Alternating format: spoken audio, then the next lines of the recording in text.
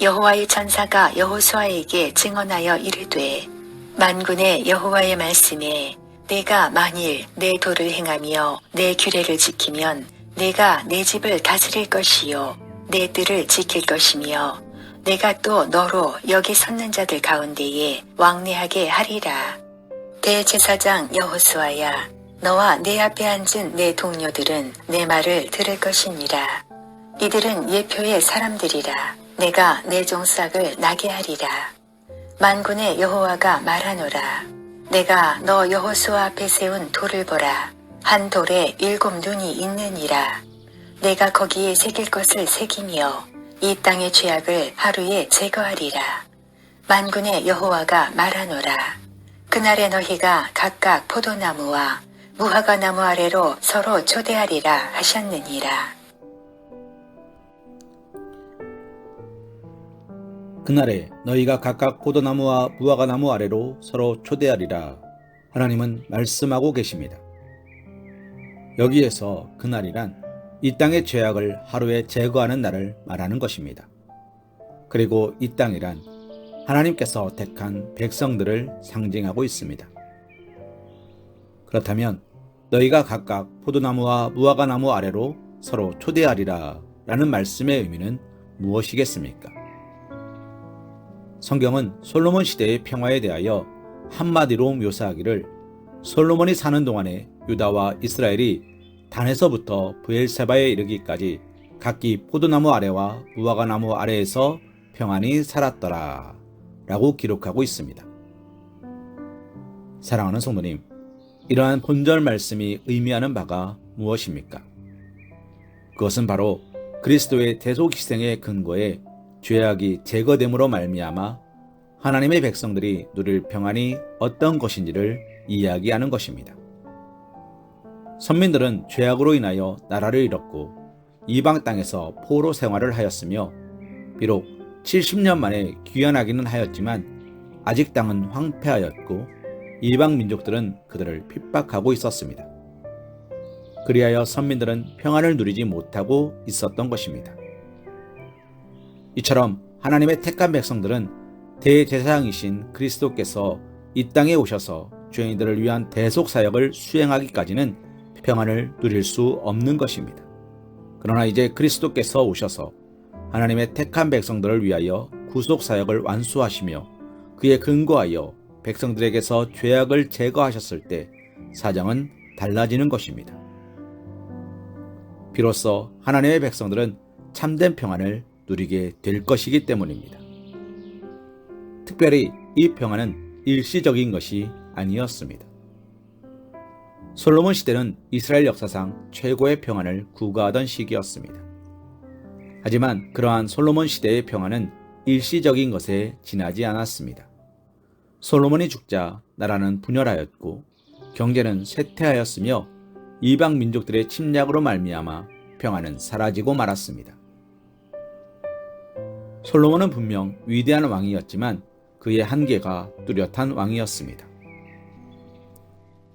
그에 반해 그리스도께서 하나님의 백성들에게 주시는 평안은 영원한 평안입니다. 그리스도의 속죄는 구약 대제사장들의 속죄와 달리 하나님의 백성들의 죄를 영원히 제거하므로 그로 말미암은 평안도 일시적으로 그치지 않고 영원한 것입니다. 이와 관련하여 그리스도께서는 평안을 너희에게 끼치노니 곧 나의 평안을 너희에게 주노라. 내가 너희에게 주는 것은 세상이 주는 것과 같지 아니하리라. 너희는 마음에 근심하지도 말고 두려워하지도 말라. 라고 말씀하셨습니다. 사랑하는 성도님, 실제로 하나님의 백성들의 평안은 그리스도의 대속의 날부터 지금까지 계속 이어지고 있습니다. 우리 안에 있는 평안은 아무도 빼앗을 수 없습니다. 인간이 참된 평안을 누리지 못하는 것은 죄가 원인으로 깔려 있습니다. 죄가 있는 사람은 하나님의 심판에 대한 두려움과 하나님 심판으로 인한 고통으로 인해 단 한순간도 평안을 누릴 수 없습니다. 그러나 그리스도를 믿는 자는 죄사함을 받으며 심판에 대한 두려움이나 심판으로 말미암은 고통에서 해방됩니다. 그렇기에 그는 참되고 영원한 평강을 누릴 수 있습니다. 그런즉 우리는 완전한 평강을 주시는 그리스도의 속죄의 은혜 안에 거하며 더 나아가 완전한 평안을 주시는 그리스도에게로 죄 가운데 거하는 이들을 초대하며 크고 완전한 평안을 누릴 수 있어야 합니다. 대제사장 여호수아가 입은 더러운 옷 그리고 그의 현실태를 빗대면서 여호와께서 말씀하신 바 불에서 꺼낸 거슬린 나무란 표현은 당시 선민 상황을 너무나 분명하게 반영하는 것이라 할 수 있습니다. 당시 선민들은 더러운 옷으로 상징되는 바 죄에 찌들어 있었고 또 불에서 꺼낸 거슬린 나무란 표현이 상징하는 바 절망적이고 비통한 현실 상황에 직면해 있었습니다. 이러한 선민이 처한 상황은 일면 모든 사람들이 안고 있는 문제를 포괄적으로 반영하는 것이라고도 할 수 있습니다. 사람들은 근본적으로는 죄 문제로 현실적으로는 삶의 질고와 고통으로 인하여 괴로워하고 절망하며 낙담하기 일쑤입니다.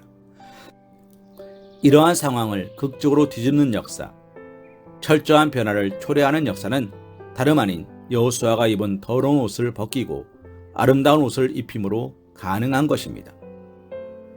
사랑하는 성도님, 마찬가지로 우리가 직면한 근본적인 문제, 죄의 문제, 그리고 현실 속에서 겪는 다양하며 처절한 삶의 문제는 모두 그리스도께서 입히신 의로운 옷, 아름다운 옷을 받아 입을 때 비로소 해결되는 것입니다. 하나님께서는 지금도 더러운 누더기와 같은 죄의 옷을 걸치고 절망하며 신음하는 이들을 찾아오사 거룩하고 아름다운 옷을 입히시는 분이십니다. 하나님은 불에 거슬린 나무가지처럼 아무 소망도 기대할 수 없는 상황에 처한 자를 보시며 그를 긍휼히 여기시고 구원하시는 분이십니다. 이런 하나님을 소망하고 기대하며 믿고 의지하는 자는 결국 하나님으로 말미암아 그 모든 문제와 어려움을 능히 극복하게 될 것이고 죄 대신 화관을, 슬픔 대신 희락을, 근심 대신 찬송의 옷을 입히시는 하나님을 찬양하게 되는 것입니다.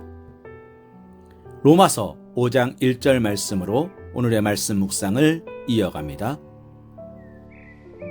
그러므로 우리가 믿음으로 의롭다 하심을 받았으니 우리 주 예수 그리스도로 말미암아 하나님과 화평을 누리자.